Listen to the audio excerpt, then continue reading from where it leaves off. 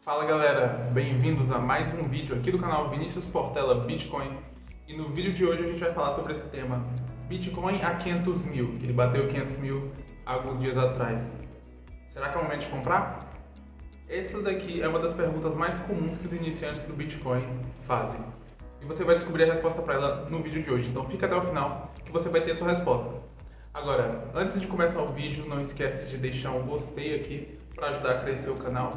Não esquece de se inscrever nesse canal, porque esse canal acabou de começar.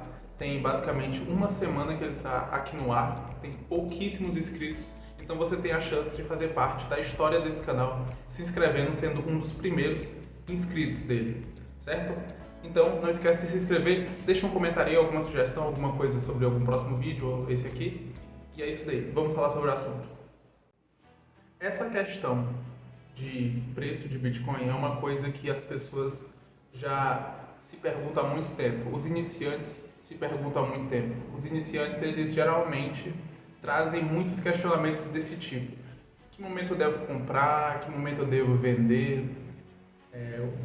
Como é que eu vou comprar? Quais serão as estratégias de compra? Assim, eu diria, a partir de uma análise mais teórica, que é uma característica desse canal. Aqui eu dificilmente vou ficar trazendo gráficos e fazendo análise técnica.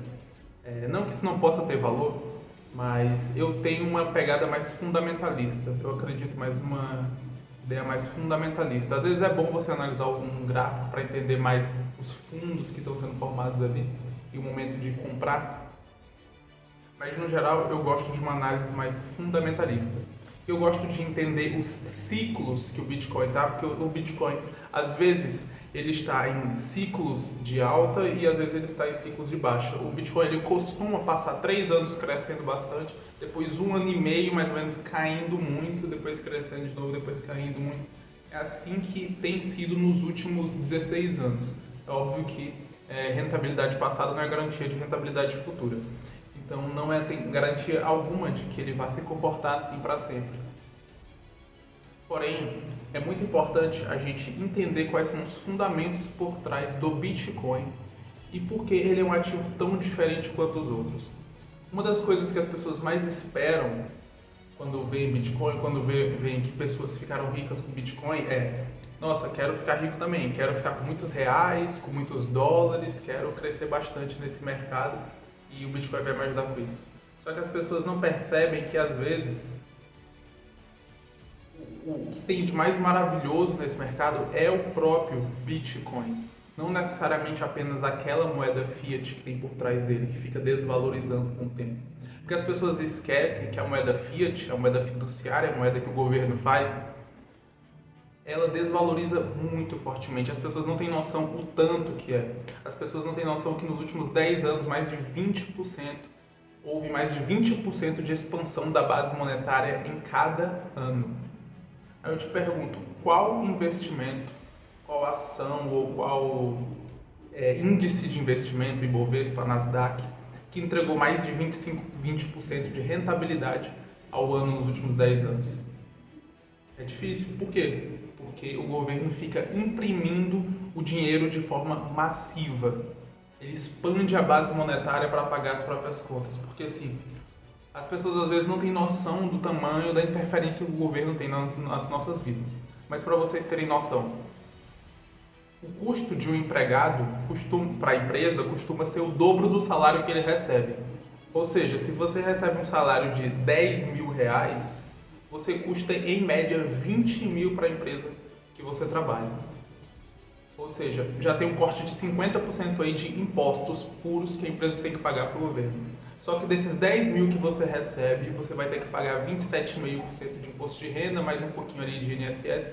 Então você vai ter que pegar uns 3 ou 4 mil reais desses 10 e pagar de imposto para o governo. Aí você fica com 6 só. Aí você pensa, pô, que bacana, eu tenho 6 mil.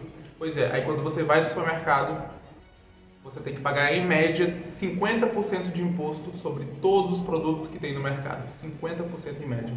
Ou seja, desses 6, sobram 3. Apenas 3. E com esses 3 tu vai ter que pagar educação privada, saúde privada, transporte privado, tudo. porque o governo não está dando nada em troca. Porém, existe uma coisa além disso tudo. Existe uma coisa que as pessoas não percebem, que as pessoas não se tocam, que é o seguinte: expansão da base monetária. O governo está imprimindo muito dinheiro. E assim, o governo não usa lastro. O lastro em ouro foi abandonado em 1971 pelo dólar, durante o governo Nixon, quando eles estavam lá passando pela guerra do Vietnã. Então o governo decidiu abolir o lastro em dólar. Desde então, não só os Estados Unidos, como basicamente todos os governos do mundo, começaram a imprimir suas moedas de uma forma completamente maluca. Aí você pode se perguntar: caramba, então se é assim, por que a gente não vê uma inflação tão absurda assim?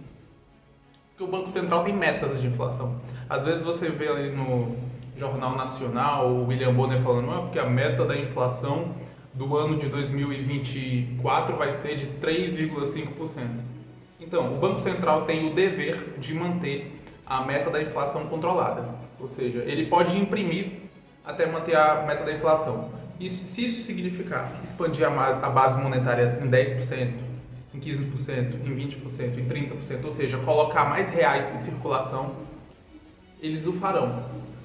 Para pagar as próprias contas, eles o farão. Em momentos como houve aquilo que aconteceu em 2020, ou em momentos de guerra, é o momento onde o governo mais expande a base monetária e joga inflação nas costas das pessoas. Porque assim, a tendência natural de preços de produtos, de serviços, é a deflação, é a diminuição. Por quê? Porque a cada dia que passa nós temos novas tecnologias. Antes, para você fazer uma colheita agrária, necessitava de dezenas de pessoas. Hoje uma máquina faz isso sozinha, controlada por uma pessoa.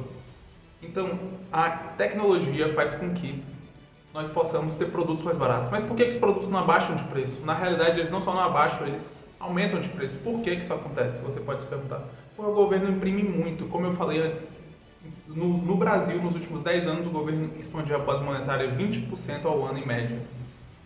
Então isso daí é uma coisa que drena o seu dinheiro e as pessoas não percebem isso. Isso acontece em moedas fortes também. O dólar, 40% dos dólares em circulação no mundo hoje foram emitidos em 2020. E se você comparar o seu real que você tem aí com o dólar, é ainda mais absurdo. É ainda mais absurdo. O índice Ibovespa, que basicamente é o índice que mede a bolsa de valores, se ele triplicasse de valor, ele voltaria ao patamar de 2008. Porque além de nós perdermos o nosso dinheiro pela inflação que o nosso próprio governo causa, a gente está perdendo com relação a moedas fortes, como o dólar e o euro. É absurdo. Por exemplo, um videogame, um PlayStation 4, em 2019 você comprava um desses por R$1.000, R$1.200. Hoje, esse mesmo PlayStation 4 custa mais do que R$2.000, R$2.500. Qual o sentido disso? A tecnologia avançou, a sociedade avançou, tudo avançou. Mas por que o preço das coisas mudou dessa forma? Simplesmente porque o governo desvaloriza a sua moeda. Qual é a solução para isso? Qual a solução para isso? A solução para isso é Bitcoin. Simplesmente Bitcoin é uma moeda que governo nenhum pode desvalorizar, governo nenhum pode pegar e ficar imprimindo para fazer mais, governo nenhum pode fraudar, que é basicamente isso que governos do mundo inteiro fazem. Eles basicamente fraudam a sua moeda, eles fraudam a economia, eles criam investimentos sem sentido e dessa forma todo o seu dinheiro vai indo aos pouquinhos pro ralo. Então, a resposta para essa pergunta, qual o momento de comprar, qual o momento de vender, eu penso que isso daqui não é eu tenho que, por motivos legais, eu tenho que dizer que isso daqui não é um incentivo a nenhum tipo de compra de ativos ou venda de ativos, mas eu diria que todo momento é momento de comprar Bitcoin. Todo momento, ele sempre vai estar barato. E mesmo na questão teórica, na questão estatística também, todas as pessoas que compraram Bitcoin e mantiveram ele por mais de 4 anos, todas em toda a história ganharam dinheiro. Porque às vezes ele está em ciclo de alta, talvez você dê o azar de comprar no topo, depois ele cai, aí você fica, que triste, perdi dinheiro. Só que se você esperar o topo de alta chegar, os topos sempre serão maiores e os fundos sempre serão menores. Os fundos, ele nunca vai voltar a patamares de 2012, 2013. Ele nunca vai chegar mais lá. Os fundos do Bitcoin sempre são menores. Então, assim, eu diria que Se você está entrando no mercado de Bitcoin, pense no longo prazo. Não fique nessa de, vou ficar pensando só no curto, vou ficar fazendo só tradezinho. Você pode até fazer, você pode até especular, você pode até se alavancar, pode ser até que você ganhe algum dinheiro com isso. Mas saiba que é importante ter uma reserva para o futuro. O Bitcoin é, acima de tudo, uma poupança. Alguns dizem que ele é como se fosse uma aposentadoria privada. Outros dizem que o Bitcoin é como ganhar a loteria aos poucos. É ganhar na loteria de forma lenta. Então é isso. Se você quer aprender mais sobre Bitcoin, se inscreva nesse canal. Assista os outros vídeos desse canal. E deixe um like, deixe um gostei, né? E comente o que você achou desse vídeo, suas opiniões, se você concorda, se você discorda, se eu falei alguma imprecisão aqui. Mas é isso. Valeu, falou!